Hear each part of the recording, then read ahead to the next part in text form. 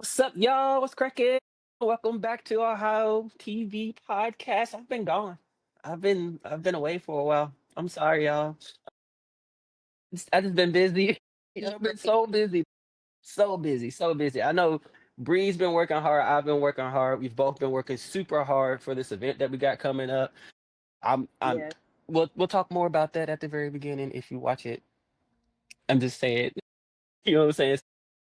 I want to introduce our guest today. We're going to to our guest, Darius Walters.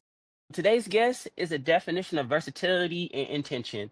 He's a bud tender at yes, a bud tender at Nar Reserve. Sorry, can't speak today. Nar Reserve, and in Columbus, a licensed financial advisor with 8 years of banking and marketing coordinator, a model, course, entrepreneur, and a dedicated father.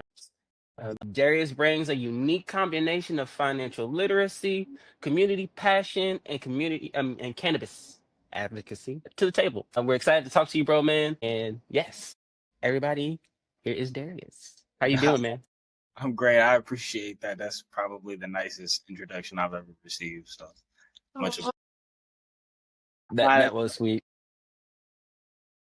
thank you so much for coming on to the show. We appreciate you taking time out of your busy schedule for us to ask you some questions and get to know you a little bit better. Just to start out, we always ask every guest, starting out this specific question: do you use cannabis? Why or why not? I do use cannabis. I use it for multiple reasons, for my health, you know, mood, really for my, appetite, for my muscles, my aches and pains. I use marijuana for various reasons, and I definitely advocate for the use of it, and definitely push the adult use and medical program for everybody to take advantage of. To be honest. Wonderful. And we appreciate you. So we definitely want to learn more about what you do. Tell us, how did you begin your journey in the cannabis industry? What led you to become a bud tender at NAR?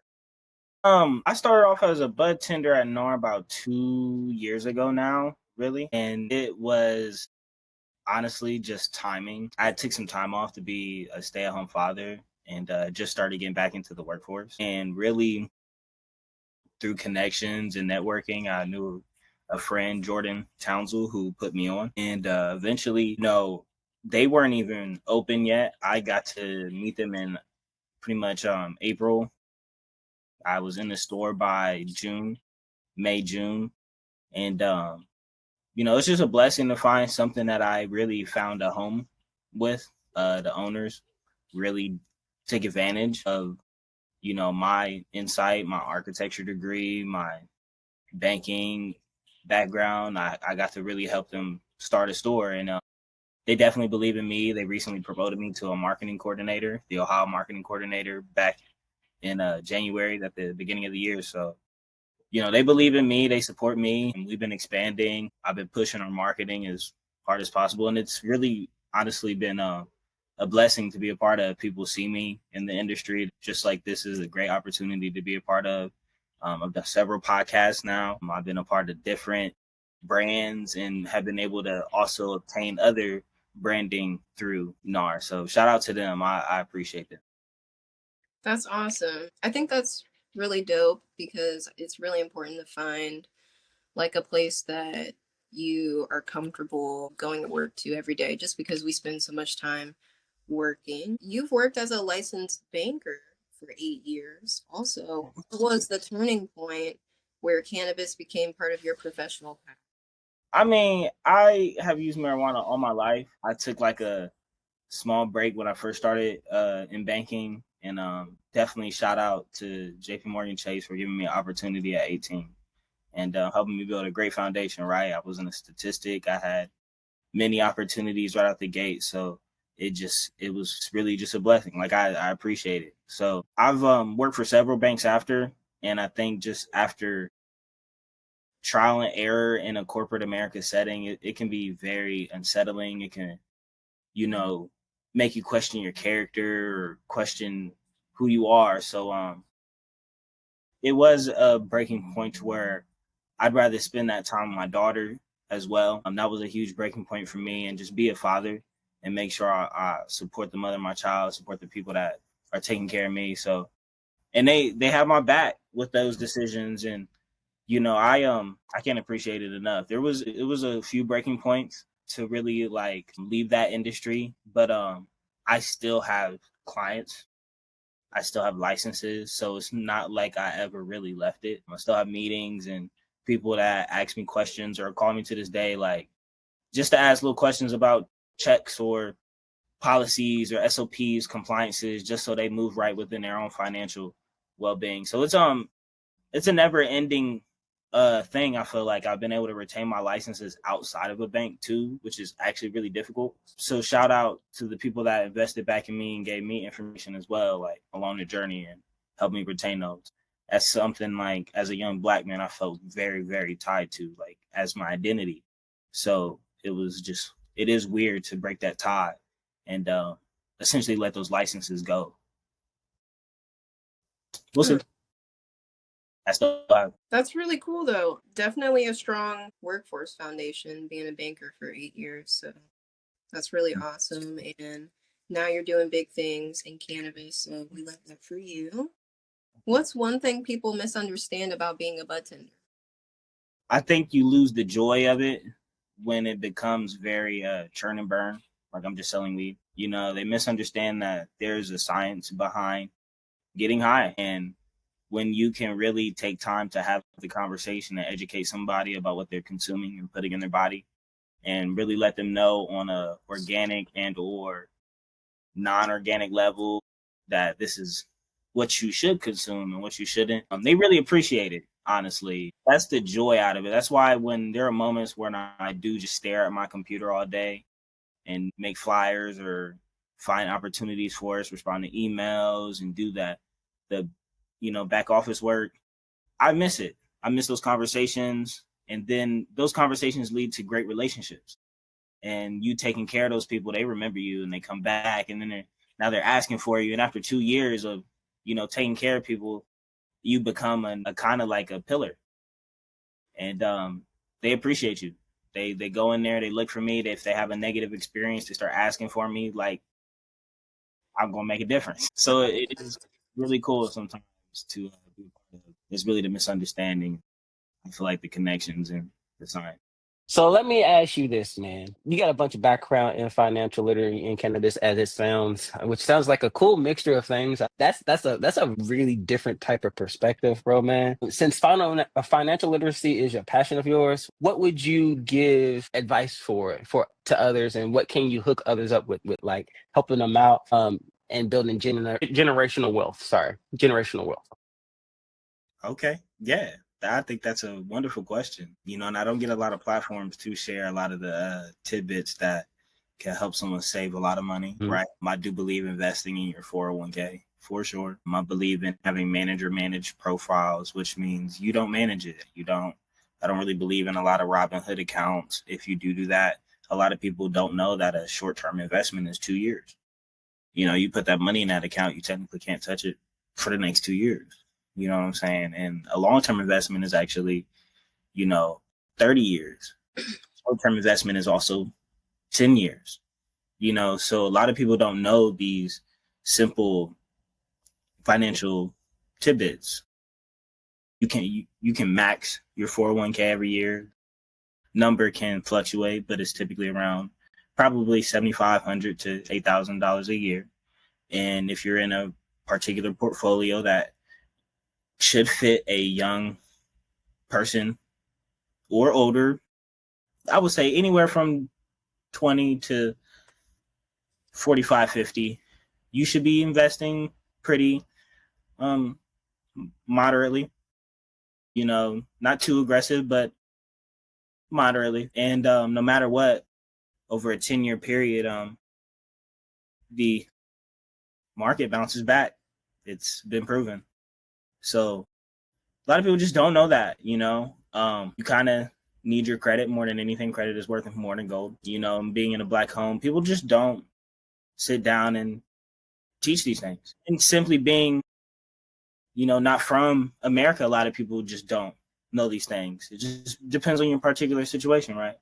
And there's no fault for that. Credit can be fixed in a matter of 3 months. It takes 3 months to remove things, and it takes about 3 months to fix things. If you do them simultaneously, it takes 3 months to fix credit. A lot of people just don't know these things. Essentially, it's a matter of being a good banker. Honestly, one starts with your local bank, and it's honestly supposed to be a conduit of information. When I work in a lot of high, affluent, and predominantly white areas, people just walk in. There will be children just walking in, like teenagers, and they'll be intrigued when they see younger people in there, and they'll ask great questions. And even if they're just shooting the shit, being 13, 14, talking about girls or whatever in high school, it's very healthy to have that kind of relationship with a banker. Because as you grow, you can come back to that bank and feel comfortable enough to ask questions. And people don't know that there's so much information at that institution that they could take advantage of. It's unfortunate. It really is. Black people are known not to have relationships with financial institutions as well. It's been proven since the 20s, and that's just how it's going to be. It's kind of inherent. It's just what it is. So it can be simply cultural differences, but at the end of the day, those institutions have a lot of information for us, and there are people there that will help you if you seek out the information. And I support anybody walking into their local community bank at any point in time and talking about their accounts, their investments, their portfolios. Planning for retirement starts way before you think. You need at least, in this economy, most likely $500,000 to retire comfortably at the age of 65 and a half. So let me ask you this. All right. So say if I wanted to build some generational wealth type thing in a cannabis field, would I go about that, and how would I look to do that in a sense? I feel like the best way to build your wealth right now in this industry is to get your foot in the door. And even after 2 years, I don't know how, but for some reason, I'm considered a vet. It's been 2 years. You know what I'm saying? It's not been a long time. I've been at banks and received my first promotions after 2 years, but it was proven. Like, I had to prove things. And I'm not saying I haven't proven anything. I definitely have. But it was a different kind of environment for sure. There's turnover everywhere, but there's more turnover in this industry just due to their lack of, honestly, awareness, a lack thereof management and guidance and or, assistance when it comes to knowing what to do or having a type of HR or union or somebody or mentorship to go to. There's a lack thereof that. And I can see that, and that goes from every level. People are getting bought out constantly. Jobs are always changing in this environment. It's a very turbulent environment at times, and you have to know how to move within that. And a lot of times people don't know you'll outwork your manager. So if you get your foot in the door, you can get promoted within a year to 2 time and make a decent wage. So to each his own, but if you have something that can, be a crutch for that period of time, you can make it. Next thing you know, you're running a dispensary, honestly. That's facts. So can people use like a cannabis entrepreneurship as a tool for a long-term like financial goal? Can you see that becoming a thing now? Yeah, because you can go to your local corner store and sell a pound. You want to be an entrepreneur, you want to be a street pharmaceutical rep, go to your local corner store, go to your local vape shop and go sell them a pound. Yeah, especially growers. The growers could do that. I didn't really think about that until they need the weed. They need the weed. They sell the weed, and they're trying to crack down on these laws to avoid that. But I'm not saying I know people. I'm not saying anything like that. I'm not saying anything like that. I don't know anybody. But you can do that. There's 177 vape smoke shops in a central area from Columbus downtown. Go sell your local shop a pound. Go buy it. What are some financial pitfalls that people would have? Yeah. Just so we're clear, allegedly. But financial pitfalls, people will live check to check. You know what I'm saying? It's just what it is. What it is. You got to live under your means, man. You gotta be comfortable, you know, living and sacrificing certain things. Like you gotta sacrifice. That's just a part of life to get to a next step. So you feel comfortable, and you can't let your I would say your once that bar exceed those needs, right? Stay level and find ways to protect yourself and know yourself, right? Know yourself to a T. Know when you feel like you need to work, know when you can work, how your body's going to react, know how much sleep you need to get, what you need to eat, take your vitamins. Fuck you mean? Like that all that matters. Like take care of your temple and know yourself, to be honest. And honestly, at that point, you can avoid a lot of financial pitfalls. And don't be afraid to rely on your people. People will take care of you. There's no shame in that at all. Moving on to our next section regarding identity, balance, and lifestyle. You're also a father. How do you navigate being a cannabis professional and a parent in today's world? I have a license and it allows me to move freely, and I mean that in every way. Like I have a license. I've been telling people that too. You know what I'm saying? No, hey, paperwork is important, bro. Like you're like, hey, wait a minute. Right? Like I have a license to, you know what I'm saying, do these things. Mhm. And at the end of the day, you know, after becoming a community member, I'm pretty cool. I can walk down the street. I live very close to my job. There are a lot of people that walk to my job, and there have been many times I'm chilling with my daughter and someone's like, "Oh, what up, Darius?" Right? And I know they know me from selling weed, like, and it's almost like there's no stigma. There is no stigma. Yeah. In a lot of those interactions, there's no stigma, and they respect me and they love me because I help them feel better. To be quite honest, You're the plug. He's just a community guy. Like he's just an advocate for the community. You know what I'm saying? Like when you think about it, bud tenders, I feel like because now that I'm learning, like kind of what a bud tender is in this type of episode, y'all just people that really help.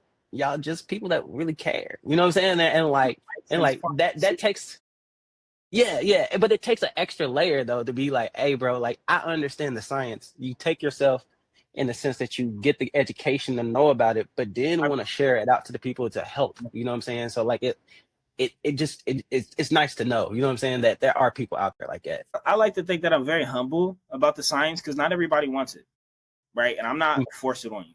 Like if you don't, and I hate when like, because people come in like we always got the woke patient, and I don't want to be the woke guy either. Like I believe what I believe. You can believe what you believe, and I will respect and love you like all the same. I don't. That doesn't change nothing about who I care about morality wise. Like your character is what really matters. So you know, it does definitely help to know what you're putting in your body. True. Very good point. So you're involved in a lot: marketing, modeling, floristry, and cannabis. What keeps you balanced and focused? You know, sometimes I don't know myself. I definitely have to say my support system is awesome. My mom and my sister definitely keep me grounded. My coworkers are pretty awesome. They keep me grounded. They are my biggest haters. I love them so much. Shout out to my coworkers. Keep me grounded in this industry. Yes, I love them. They love me too. They see how people treat me in the dispensary. They see how I treat other people as well when it comes to the industry. So it's really cool. And then I got a lot of love around me. I treat people with a lot of love. I like to focus on a lot of grace and making sure that I am upfront with people and honest, and you know, it definitely helps. That's awesome. To be honest, I can definitely, me personally, I can say I can see like the respect, the level of respect that you get from everybody, like in the industry. He radiates, bro. You got an aura. Like that's really dope, especially for only having 2 years in, for sure. I appreciate you. That's awesome. Very commendable. How does your creative work, like being a florist or model, inform or influence your cannabis work? Do they ever correlate? I mean, yeah, I even from what I put on every day, you know what I'm saying, is a part of my creativity. Honestly, I feel like people connect through a various amount of ways, whether it's from what you wear, how you present yourself, what you say, what you do, right? Yes. And no matter what, you know, people are influenced. So I try to be myself no matter what. And I think I do express myself really through my outfits a lot, being a model. I definitely influence my coworkers. I feel like when it comes to just how I sell weed too, and being a budtender, you know, is really kind of servant leader. Like when I approach the conversation and allowing someone to really guide it, and I just ask the proper questions. So, you know, it's a various amount of ways, but being patient and taking my time with people really helps. I feel like, just to summarize that. Definitely. I feel that. I feel that. I do. All right. Well, let me ask you this, bro. All right. So, are you an artsy guy, or do you like superheroes? Like, what's your stick, bro? It sounds like you like the NBA. I mean, I am definitely a nerd. You know what I'm saying? If I had to put it some type of way, like I got art. I grew up. I have Yu-Gi-Oh. If you can see, I have Yu-Gi-Oh cards up there too. Yes. Yeah. Like I'm a I nerd, get, bro. Like I'm a nerd, bro. what Like card? What's the name of the card on the top? it's the red one. It's the like the I don't know, bro. I can't make it out. That's it. All right, so cool. So this is gonna lead me to my segment. All right. So this is Will's Corner. All right. Y'all, welcome to the corner. Check it out of the Superhero Hall of Fame, as you see in the back. All right, and some of the greatest superheroes ever to live, including Green Arrow right there, and you know, little Lantern. I'm gonna ask you, man, who's your favorite superhero? Probably Batman. Batman. Is Batman top? Like if we talking top now, we talking top tier. Like this is the guy. This is the guy you gonna live and die for. I'm saying I'm gonna give you a fun fact. 1 in 3 men think they're Batman. Okay, that solidifies his answer. You got to understand, Batman is actually relatable. You said he's actually what? Batman is actually relatable. Why don't you? Yeah. Bruce Wayne. Tell me why you can be Bruce Wayne. Because Bruce Wayne, in a way, comes from the trenches. Now he doesn't, but he does, right? And then he turns into Batman, right? That nigga. It's almost like when I put that shit on, I become Batman. Right now, I'm Bruce Wayne. I'm not even Batman right now. I feel you. Like go out. Sometimes I feel like Batman. You know, you hop in the right whip, I feel like Batman, right? You know what's crazy? Like for real, because I'm a DC head, so I'm a huge DC fan. All right, like the podcast I came from, the other guy was a Marvel guy. Like I always tell people, if you actually read his comic books, this man goes through absolute hell to get to where he's at now. Like he does. Like Really an emotional creature. Yeah, like League of Shadows training, getting his back broke. Like this man goes through a whole lot just try to defend what he defends. So I feel it, bro. I feel it. I agree. From out the trenches. Sometimes I feel like Batman. I can't even lie. I actually watched a lot of anime. I definitely went through a Marvel phase. I love all the Marvel superheroes too. I loved all the old Marvel games. I'm not really feeling the new Marvel game. I just probably because I haven't played it. See, that's why I stick to like where I'm at. You know what I'm saying? While I'm like chilling in my, my Marvel's Capcom world and stuff like that, where I stream at. Because I'm just a big fighter. I'm always about the hands. You know what I'm saying? So that's just where I've stayed. But like I do like some of the newer stuff. So like Guardians of the Galaxy, that was a pretty good game. But that's the only one like I've pretty much liked out of all the newer ones. That's it. Yeah, I haven't played a solid Marvel game in a while, but I haven't played a new one, so I can't really speak about it, right? I have been just to touch on like creative things. I've been reading Percy Jackson books. He dropped some new books. Oh, Rick Riordan dropped some bangers. Percy's going to college, so it's been really like introspective for me. Like I feel like I'm 13 again. You know what I'm saying? Mhm. These books, like they were the first books that really touched me as a teenager. Those in the Vladimir Todd series really got me good. Like I'm staying up, hiding in my closet, reading type shit. They don't know. They don't know. I'm in here. You know what I'm saying? So, you know, when you really find a story that captivates you, draws you in like that, and I forgot I love mythology that much. Yeah. It definitely feels really good. Get that like nothing else matters but this story feeling, right? I feel you. See, that's why I said it's always good to like come back and find the things. Once you get older, you tend to forget like what is really special to you, but the like that inner child inside never really dies. You know what I'm saying? So like the creativity is always there with it. The spontaneous weird stuff that you do all the time is with it. So it's always good to kind of breathe with that. So I appreciate you participating in Will's Corner, man, and just speaking on that some. So we're gonna move on. Uh, we're gonna talk about community impact and advocacy. So what does advocacy mean to you personally, bro, man? Like cannabis advocacy. Advocacy, and you know what's funny? I don't feel like I do enough of that. I feel like a lot of my peers really get the time to get out there because I'm always in the store, right? Like I have done a couple. I'm not gonna say a couple. I've done 9 news interviews, just to really bring awareness to our program and how much money is behind it, the different intricate perspectives from the people to the community to the lawmakers, and it definitely helps, right? But I feel like I wish I could do more, right? I have a couple advocates like Eric over at King City. Bree does a great job, right? Great, Hey, Bree's a monster, bro. right? Like He's a monster. y'all do y'all's thing, right? And I see y'all, right? Shout out to y'all too. And y'all are some of my favorite advocates as well, and really having a face in the Oh, we program. appreciate that. That we introduce new faces to the program and keep bringing people along, right? So that's really what it's about. It's really cool. It's really cool. I wish I could do more. I hear you. I feel the same. So do you? Bree, you do a whole lot, man. Like anytime we're in the group But chat, I wish I could do more. Can't please you everybody. do so much now. So much now.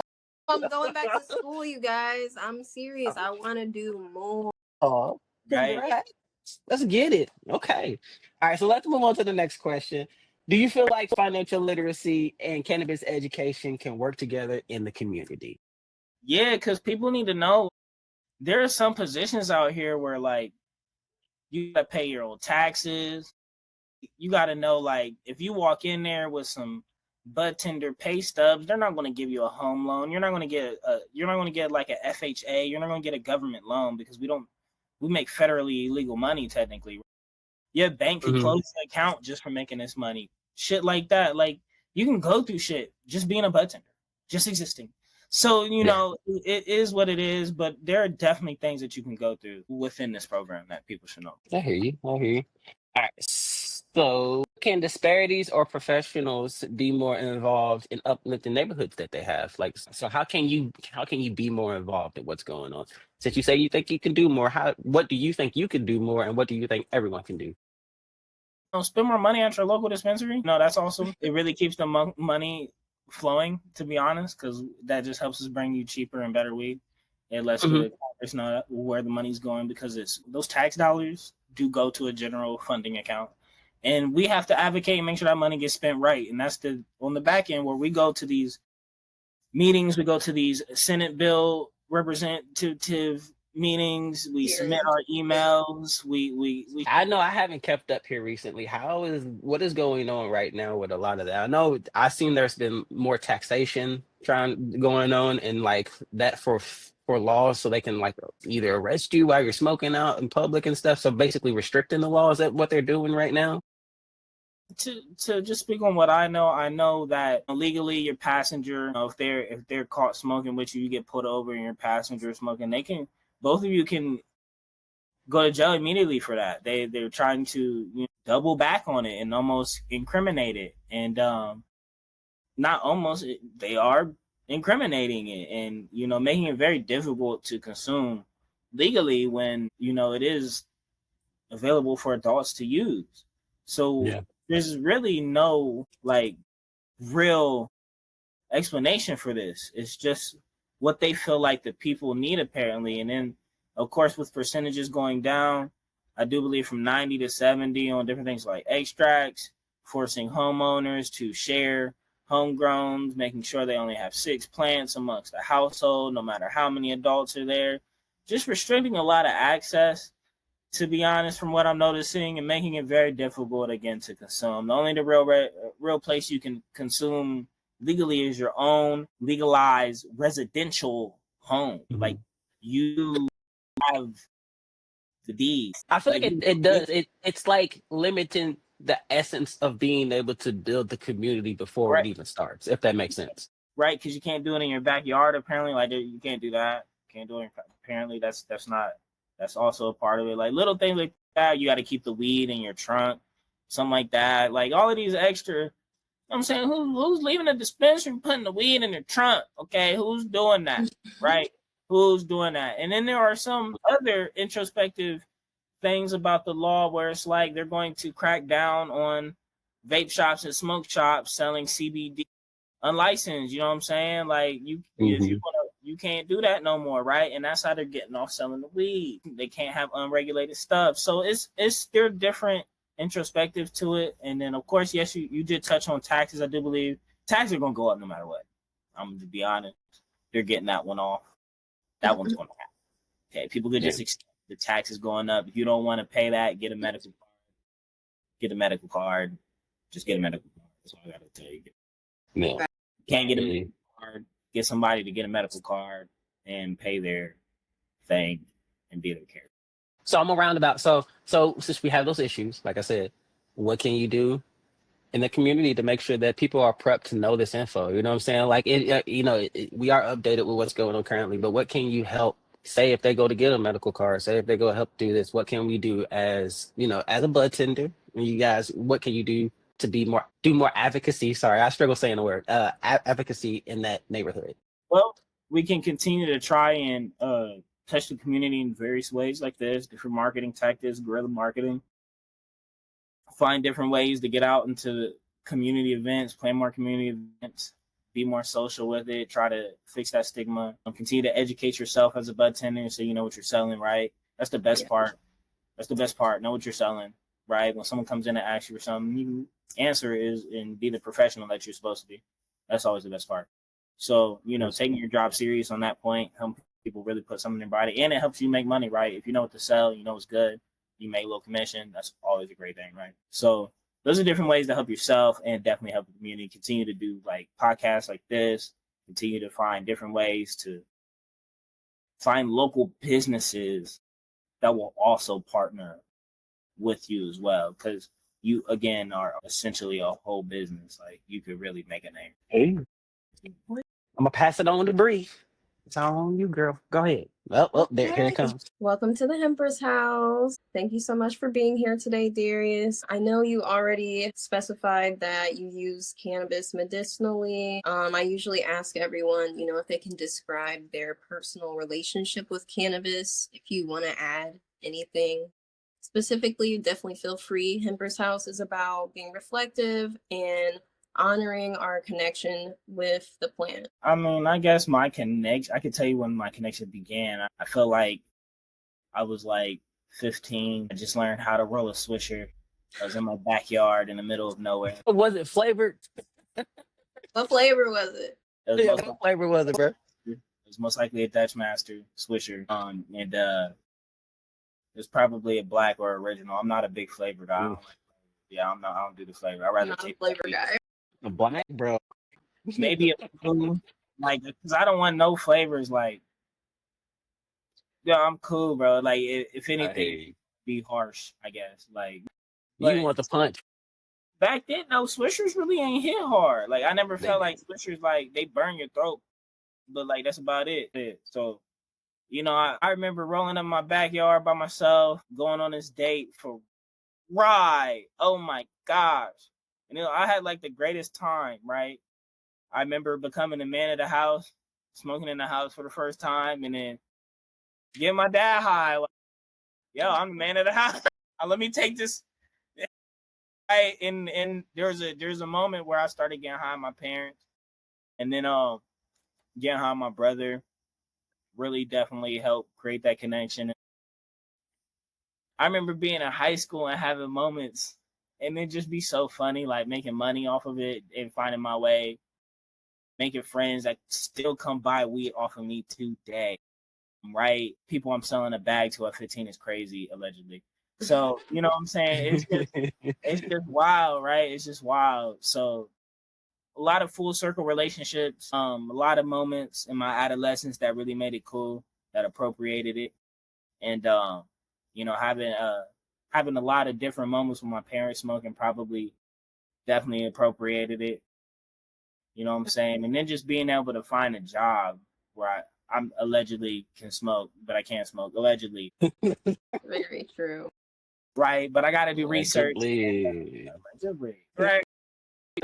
Really take my time, because people do ask, like, have you tried this? And over time, you do end up trying a lot. We do got a lot of deals, and you do get a discount sometimes. So you can take advantage of it. It's to each his own. Allegedly. True. Well, thank you so much for sharing that. And then I have just one more question. Allegedly. He's sharing it allegedly. Allegedly. No, I don't. You may or may not have shared that information with us. We may. Right. Meta, when you upload this, right? I didn't do that. Allegedly. Period. So my last question is, if you can imagine cannabis as a divine feminine expression of like Mother Nature, right? It's a feminine plant. It's very healing. What do you think the message would be coming from the plant as like words of wisdom for us, in your own words? I like this question. I feel like, repeat the question. So hold on. You want words of like wisdom to describe the plant in a way like that depicts a like figure of divine femininity? You know what I'm talking about? Yeah, no, I can ask the question again. So essentially, if you could personify the plant and it was speaking words of wisdom from Mother Nature, what would you believe the message would be? It got real deep. It got real deep real fast. There's no right or wrong answer.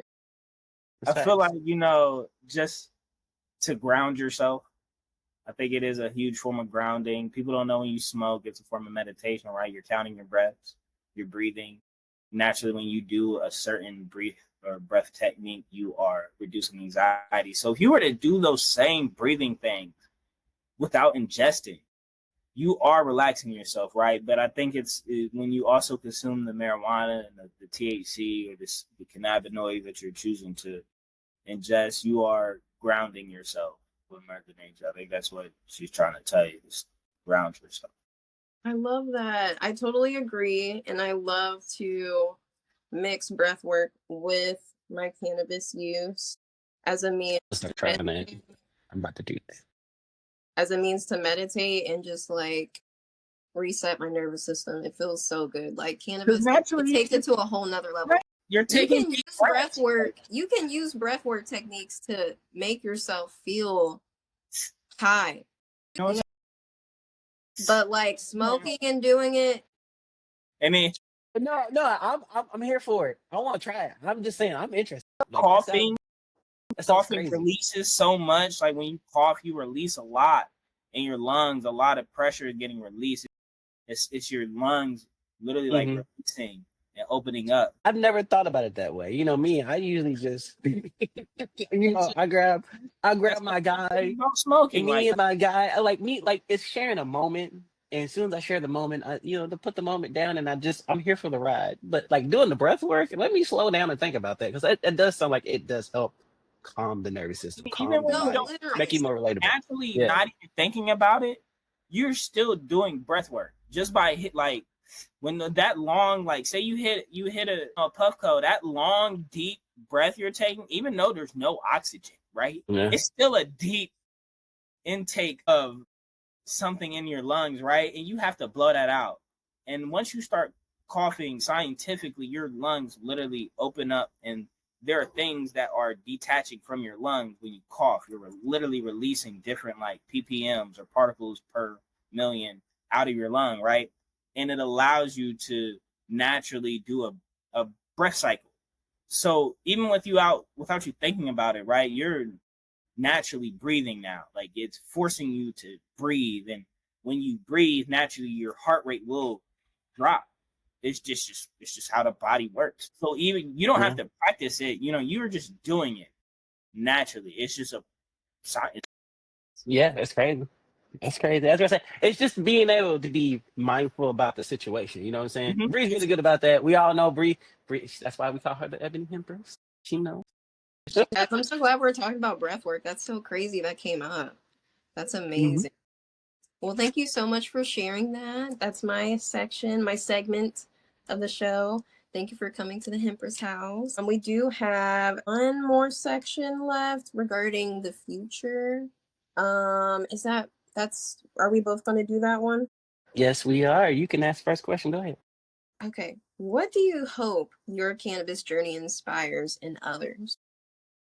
I just hope it helps other Black men and women get into the industry. It's definitely slighted.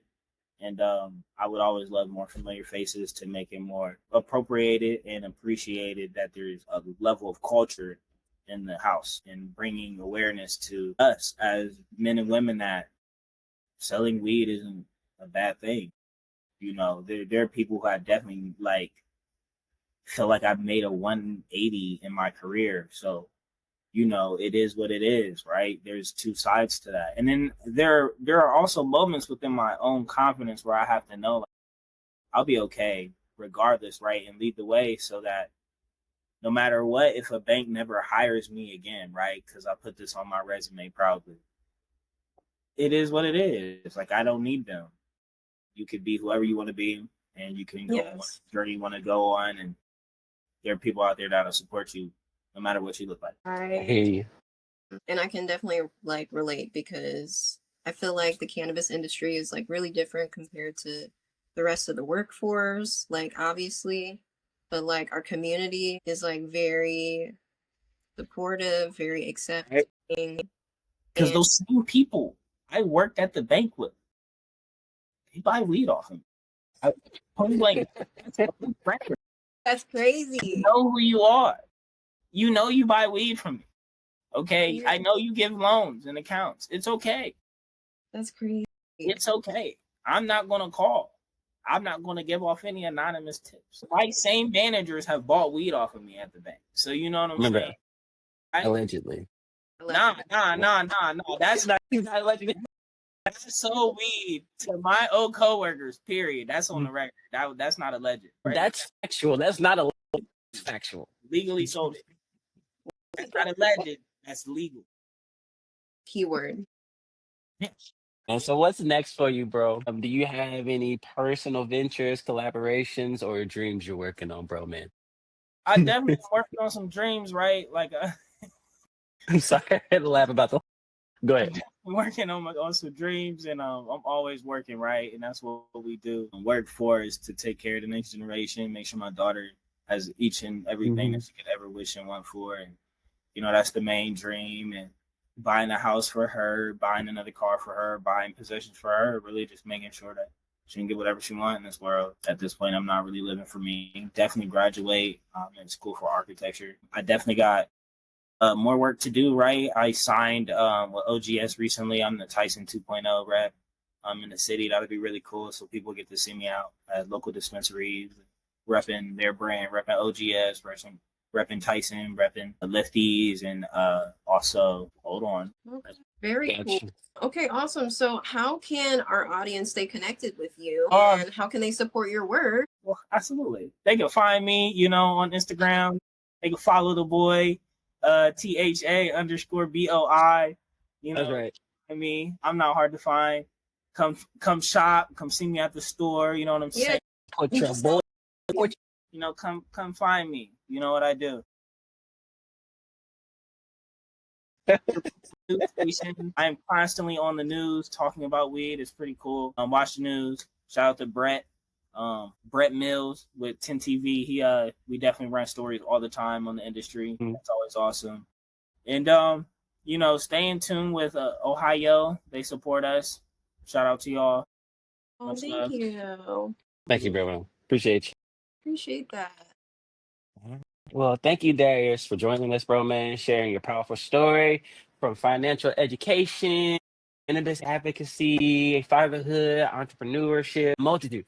we're walking proof, man, that the industry is working, bro. The industry is got very special people. It's got very unique people, and we are a unique industry. So like, we just appreciate you for being on the show, man, and thank you for your knowledge. So Much obliged, dog. Thank you again, and have a wonderful night.